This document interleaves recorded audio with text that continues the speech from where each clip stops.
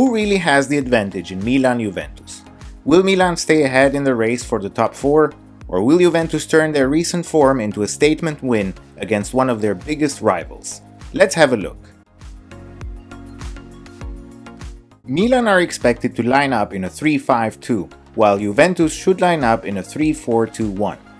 Juventus are clearly the more offensive side going into this match. Statistically, they average around 1.7 to 1.8 goals per game, compared to Milan's 1.4 to 1.5, and have scored roughly 57 goals this season, compared to Milan's 48. However, what makes Juventus especially dangerous is not just their output, but how that output is distributed. Rather than relying heavily on a single striker, Juventus generates chances through multiple players, especially their attacking midfielders. Let's have a look at some of their most preferred attacking patterns. Juventus frequently look to find their attacking midfielders in the half spaces between the midfield and defensive line. Players like Yildiz and Conceição are extremely effective in tight spaces and offer multiple solutions, carrying the ball forward, combining with teammates, or creating shooting opportunities. Juventus also make use of positional rotations, where the wingbacks can move inward while the attacking midfielders drift wider or drop deeper. This is used as a tool to overload central areas, disrupt the opponent's compact shape, and create new passing angles into the box. Another key aspect of Juventus' attack is the involvement of midfielders. They often use the striker as a reference point for layoffs, allowing midfielders to make forward runs into central areas or attack the half spaces late. These movements are especially effective because they are harder to track against a defense that prioritizes shape over man marking.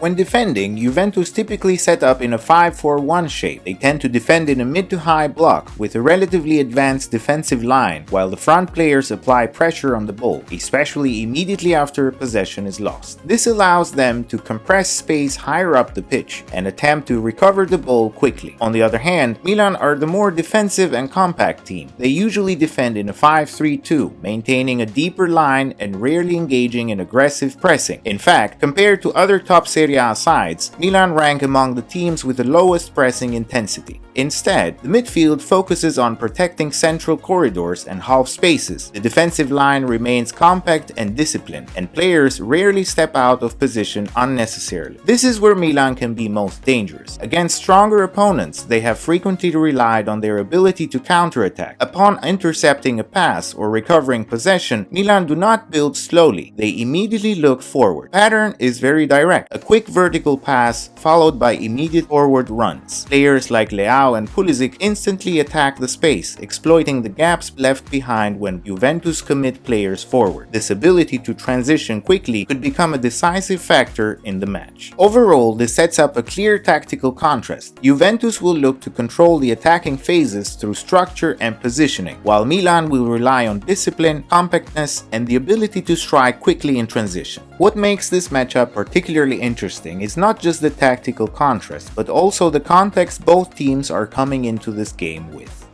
Milan, despite being one of the most organized defensive sides this season, haven't been entirely convincing in recent weeks. There have been moments where their structure held strong, but also periods where they have struggled to control games consistently, and that's important because their entire system relies on stability. When that drops even slightly, they become far more vulnerable than they appear on paper. Juventus, on the other hand, come into this match in much stronger form. They have been more consistent, more confident in possession, and more effective in the final third. Even in games where they haven't dominated completely, they have found ways to create chances and stay dangerous. And that difference in momentum could play a significant role. Because tactically, we already anticipate what each team wants to do. Juventus will look to take initiative, push higher up the pitch, and try to access those central and half-space areas.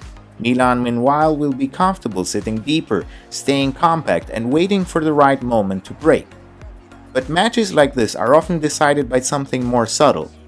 Who imposes their rhythm first? If Juventus manage to establish control early, move the ball quickly, and get their attacking players involved between the lines, then Milan will be forced into a purely reactive role. And while Milan are comfortable defending, the longer they stay under pressure, the higher the risk of a mistake. On the other hand, if Milan manage to slow the game down, disrupt Juventus' tempo, and keep the game compact, then frustration can start to build for Juventus, and that's when Milan become dangerous, because they only need one moment in transition to create a clear opportunity. Another key factor here is how both teams handle transitions. Juventus commit more players forward, especially through their wingbacks and attacking midfielders. That gives them attacking presence, but it also leaves space behind, and Milan are one of the best teams in exploiting exactly that type of space, especially through players like Leao and Pulisic. So the game could swing very quickly depending on who wins those transition moments.